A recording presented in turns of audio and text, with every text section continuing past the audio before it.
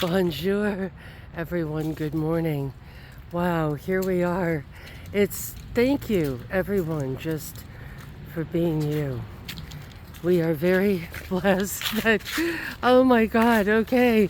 So, the Evergreen State College, of course, um, I'm not registered yet.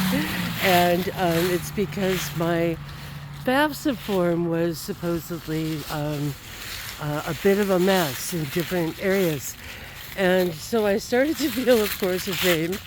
And then I had the Forbes. I know that's really boring, isn't it?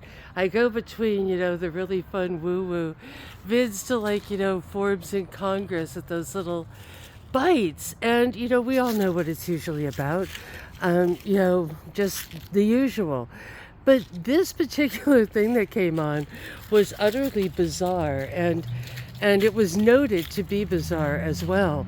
And that was that the FAFSA forms that one must fill out before attending accredited colleges or universities or whatever, the FAFSA form, this kind of governmental thing, was changed. It was changed during this administration, and it is in tatters. In fact, I'll try to do maybe a bit on it. There are so many articles about so many things that are wrong with it. There was one article that said at least 55 glitches have been determined, and then there are also problems with the call center giving out the wrong information. So here we are talking about a boring old form. I filled one out so long ago I don't even want to tell you. And they can't get that right. It's a form that's been around probably 40, 50 years. Who knows? The FAFSA form. Probably all of you, a lot of you know about it and have filled them out before. So it's like, wait a minute. So this person at Congress is like, we've got major things we're supposed to be dealing with. And we're dealing with, millions of college students not being enrolled. For some reason it was screwed up and and people didn't even realize it. There are probably people now who don't even know. But if you had divorced parents, you got like half as much. You got way less money. So with mine, it never came up for a place to say where I went to high school, which is silly. I graduated from Evergreen, as you all maybe know. Yes, I know. I feel terribly weird about that. And so the college itself that I'm going to would already have that information. It's just completely weird. So there are so many articles. It's like, how do I even get through them, especially since I'm supposed to be studying, but maybe this is part of it. Maybe this is part of my studies, is seeing how screwed up stuff is. I pulled up some Theodore Adorno on Prymal leadership. I've got to look up when he died. I had a feeling that maybe some of these terms, I don't know about, like emotional intelligence, or if some of these buzzwords came after he died. And what I found to be fascinating was that he had articles that were completely addressing this issue beyond measure before these buzzwords were even about, which is incredible, I found. And he is talking about that the Prymal is the charismatic one, and that is the roots of fascism. So I need to go look up fascism again. Everyone seems to define it differently. I know that we have people that will say, it has to do with the binding, right, to fasten, fascist or something. And that might have to do with how close one is with one's so-called leader. and he talked about the different problems that occur. I don't mean I don't mean to be simplistic. It's like a very erudite article, and I need to go to the library to get the whole thing. Some of them, only part of the article is available, so we will try to find it.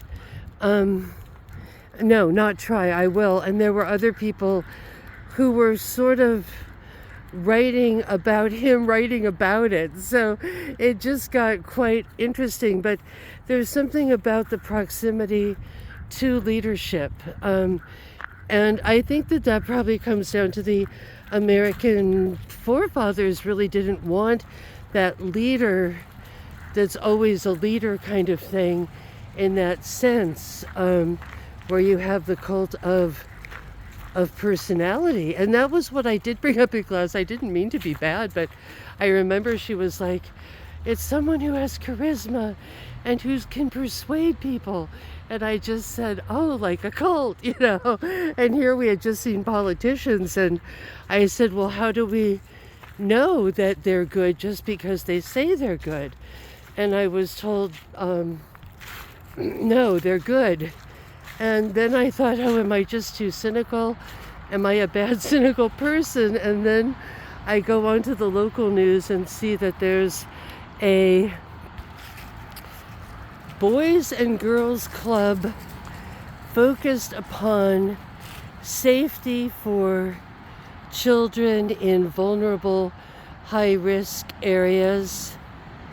And it turns out that the leader, the woman, the mama who got all the money, I guess it was, 4.5 million, and I'm sure more. I'm sure there were all kinds of just perks going on, was actually running a national fentanyl and weapons and God knows what else.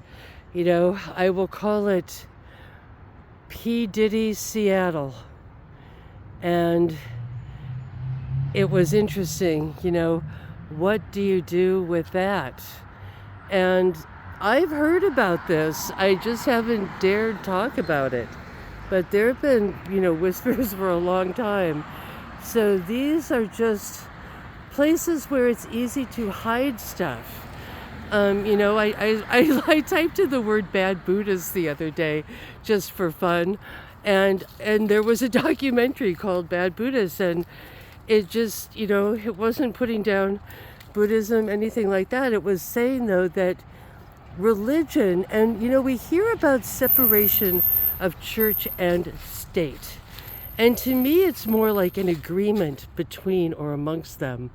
Every town that starts, like if you look at the U.S., when towns started, it was City Hall and the church. Those were like the two first things to go up, right? Or the post office, things that were governmental, and then there was always the church. It's funny, I told a Jewish lawyer that once, and he was like, I don't believe you. And then he looked it up, and he was like, every single town did, except one town in Alaska, and that was it.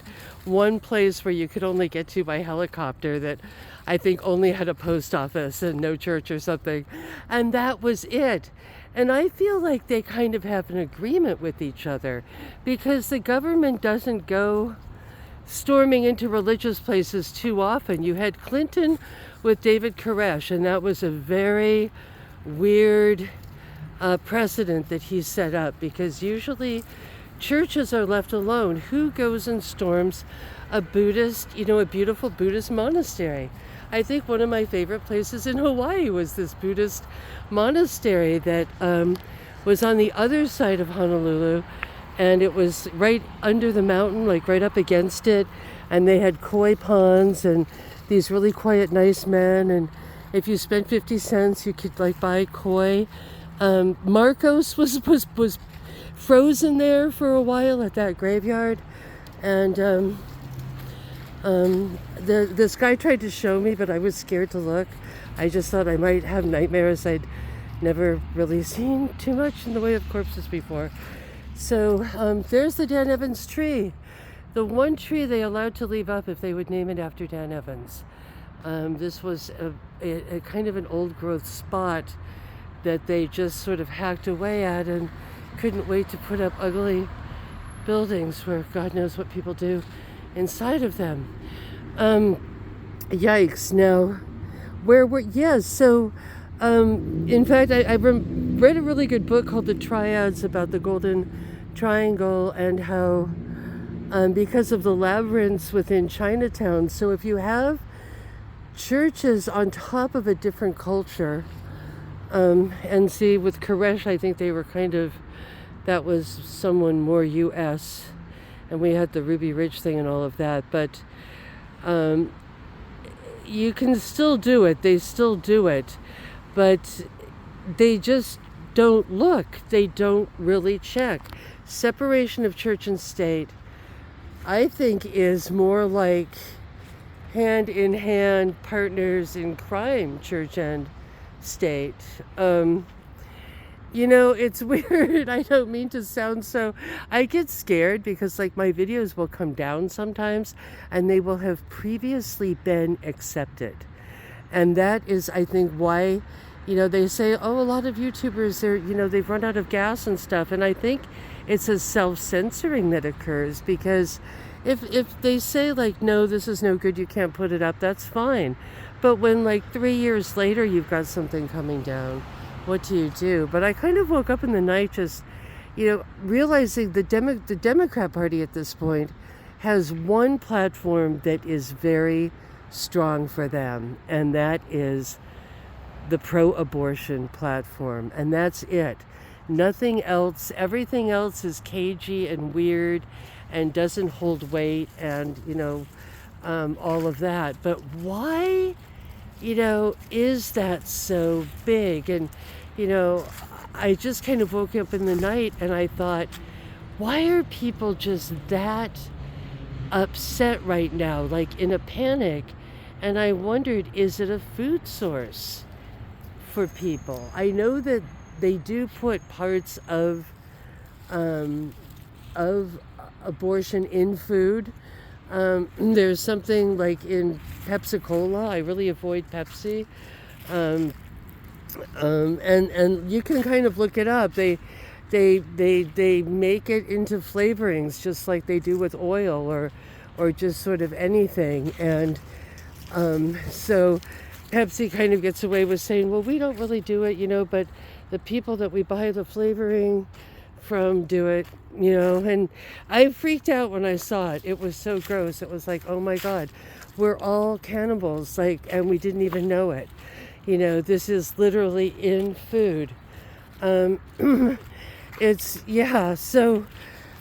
if we're eating it unknowingly in like these maybe small amounts, I don't know how small, what are they doing? And is that why they're panicking? Because they need that food source so badly. That's, I really like in the 70s, like in Albuquerque, we used to just see so many films about like, you go to a party, you get drunk, you get pregnant, and then you get to have an abortion. It was like they wanted everyone to be on this trajectory of I don't know if the word's promiscuity, a trajectory of somehow going to the abortion place as a teen, and that democracy would end if you didn't do this. And there were a lot of teenage girls when I moved to Chicago who had gone, and I was shocked. It was like, what? Like, huh? And I don't know if they would be as upset about this if it were not a food source. That's when people get the most upset about things, when they lose their food source. Otherwise, they'd say, okay, put it into the state's hands. Let the states deal with it. Let people deal with it, whatever. But instead, there is a panic like I've never seen. So I don't know if I'm going to get in trouble for saying this. You know, it's interesting. I haven't listened to him for a while, but I did find it interesting when that Cliff High guy said that as people self-censor, the AI has less information to work with and cannot sort of predict the future like it did before, because people were just sort of saying everything and there was so much information to work with. So let me know if I'm being too ghoulish. Am I being too ghoulish? Or are we, they say you can't win a war you don't know you're in. Or if you don't know, I guess it would be an enemy if they are trying to manipulate people into lives of promiscuity or things like that, in order to further their food source. Maybe it's just a wild morning. Maybe the doggy took up the bed last night. I don't know, but I guess it's time to go write a paper, but I'm not even registered yet. It's completely insane, the whole FAFSA thing. So let me know your thoughts on anything at all, and stay awesome. Here's the building that they think will pancake in the earthquake pretty well. Much love.